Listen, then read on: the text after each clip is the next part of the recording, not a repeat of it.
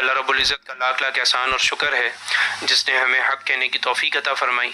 اور کشمیر کے ایشو کے حوالے سے اور غزوہ ہند کے حوالے سے دیکھنے والوں کی تعداد جو ہے وہ ہزاروں اور لاکھوں میں چلی گئی ہے، اور ہم اللہ رب العزت سے دعا کرتے ہیں کہ اللہ رب العزت ہماری اس کاوش کو قبول فرمائے۔ اب اس پہ بہت سارے لوگوں نے یہ اعتراض کیا اور یہ سوال بھی کیا ہے کہ آپ اس کو بار بار غزوہ ہند کہتے ہیں، تو غزوہ تو اس غزوہ جنگ کو کہا جاتا ہے جس میں آپ صلی اللہ علیہ وسلم براہ راست شریک ہوئے ہوں۔ تو سوال کرنے والوں کا سوال بہت اچھا ہے۔ تو بھائی اس کا جواب یہ ہے کہ عمومی طور پہ بیسیکلی اگر آپ دیکھیں تو غزوہ کہتے لڑائی کو ہیں، یعنی آپ صلی اللہ علیہ وسلم جس لڑائی میں شریک ہوں یا نہ ہوں وہ ایک الگ بحث ہے، لیکن بیسیکلی جو غزوہ کہا جاتا ہے وہ لڑائی کو ہی کہا جاتا ہے۔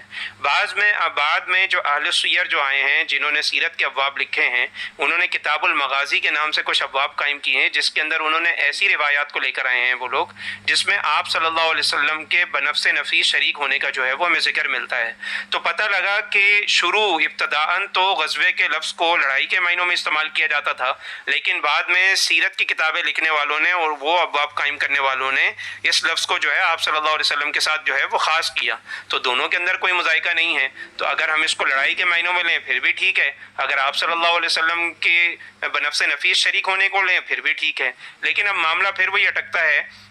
کہ غزوہ ہند کو غزوہ ہند کیوں کہا جاتا ہے؟ آپ صلی اللہ علیہ وسلم تو اس میں شریک نہیں ہوئے، آپ صلی اللہ علیہ وسلم تو دنیا سے تشریف لے گئے۔ تو بھائی یاد رکھیں کہ ایک چیز ارادہ ہوتی ہے جس کے اوپر نیکی کا ملنا جو ہے 100% یقینی ہے، پھر ایک امتی کا ارادہ اور ایک اللہ کے نبی علیہ الصلوۃ والسلام کا ارادہ، ایک امتی کا وعدہ اور دوسرا اللہ کے نبی علیہ الصلوۃ والسلام کا وعدہ۔ یعنی حضرت ابو ہریرہ رضی اللہ تعالیٰ عنہ جیسے فرماتے ہیں کہ آپ صلی اللہ علیہ وسلم نے ہم سے غزوہ ہند کا وعدہ کیا۔ اب دیکھیں محدثین بھی روایات کے اندر غزوہ ہند کے لفظ کو یوز کر رہے ہیں، صحابہ بھی یوز کر رہے ہیں، اور باقاعدہ طور پہ جو حدیث کی کتابوں میں ابواب ہیں وہ بھی غزوہ ہند کے نام سے ہی جو ہے وہ درج ہیں۔ تو آپ صلی اللہ علیہ وسلم کا صحابہ سے وعدہ لینا تو ایسا تو نہیں تھا کہ صرف صحابہ سے وعدہ لیا، اللہ کے نبی کا ارادہ نہیں تھا، بلکہ جتنے بھی لوگ مجلس میں شریک تھے آپ صلی اللہ علیہ وسلم نے سب سے وعدہ لیا، اور اس وعدے میں خود آپ صلی اللہ علیہ وسلم بھی شریک تھے۔ تو اللہ کے نبی کا ایک وعدہ، ایک امتی کا وعدہ جو ہے اس میں بھی زمین آسمان کا فرق ہے۔ تو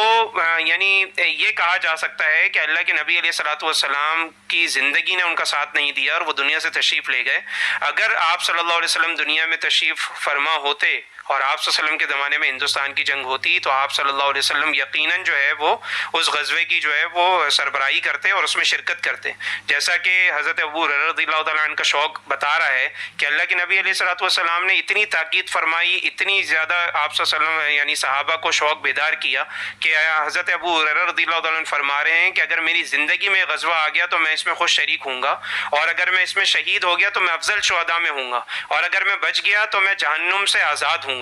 تو اس صحابہ اکرام کا یہ شوق بتا رہا ہے کہ اس غزوے کی جو ہے وہ کیا اہمیت ہے۔ تو اس کے اوپر اگر کوئی یہ اعتراض کرتا ہے کہ غزوہ موتا جس میں آپ صلی اللہ علیہ وسلم خود شریک نہیں ہوئے تو اس کو بھی غزوہ کہا جاتا ہے، تو اگر آپ کا یہ دعویٰ ہے کہ اس کو غزوہ کہا جاتا ہے جس میں اللہ کے نبی علیہ الصلوۃ والسلام شریک ہوئے تو آپ صلی اللہ علیہ وسلم تو موتا کی جنگ کے اندر شریک نہیں ہوئے، تو بھائی اس کا جواب یہ ہے کہ اللہ کے نبی علیہ الصلوۃ والسلام اگرچہ شریک نہیں ہوئے لیکن آپ صلی اللہ علیہ وسلم براہ راست جو ہے وہ اس کی نگرانی کرتے رہے، اور اللہ رب العزت اپنی جو ہے وہ خاص مدد و نصرت سے آپ صلی اللہ علیہ وسلم کو وہاں کے حالات جو ہے وہ دکھلاتا رہا، جیسا کہ اس کے اوپر بھی کوئی اعتراض نہیں ہونا چاہیے کیونکہ آپ صلی اللہ علیہ وسلم کے اوپر وحی نازل ہوتی تھی، اللہ کے نبی علیہ الصلوۃ والسلام پہ بہت سارے مناظر کو جو ہے وہ منکشف کر دیا جاتا تھا کیونکہ اللہ کے نبی علیہ الصلوۃ والسلام کے ساتھ اللہ کی ہر طریقے کی مدد و نصرت اور تائید جو ہے وہ شامل حال رہتی تھی۔ تو آپ صلی اللہ علیہ وسلم وہ جنگ کا منظر دیکھ رہے ہیں، بتا رہے ہیں کہ فلاں صحابی شہید ہوئے، فلاں نے جھنڈا اٹھا لیا، فلاں صحابی شہید ہو گئے، اور اب جو ہے وہ حضرت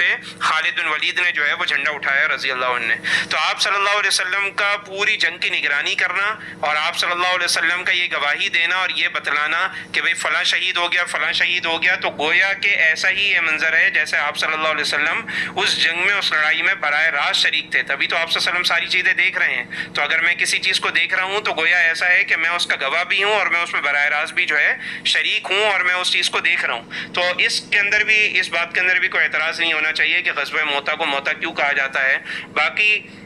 غزوے کو لڑائی کے معنوں میں لے لیں، یا آپ صلی اللہ علیہ وسلم کے بنفس نفیس شریک ہونے کو لے لیں، یا اللہ کے نبی کا ارادہ لے لیں، یا صحابہ کے ارادے کو لے لیں، تو ان چاروں معنوں میں، ان تینوں معنوں میں، ان چاروں معنوں میں کسی بھی قسم کا کوئی اشکال اور کسی بھی قسم کا کوئی ابہام نہیں ہے۔ تو ہماری اللہ رب العزت سے دعا ہے کہ اللہ رب العزت ہمیں دین پر چلنے کی، اس کو سمجھنے کی اور اس پہ عمل کرنے کی توفیق عطا فرمائے۔ وآخر دعوانا ان الحمدللہ رب العالمین۔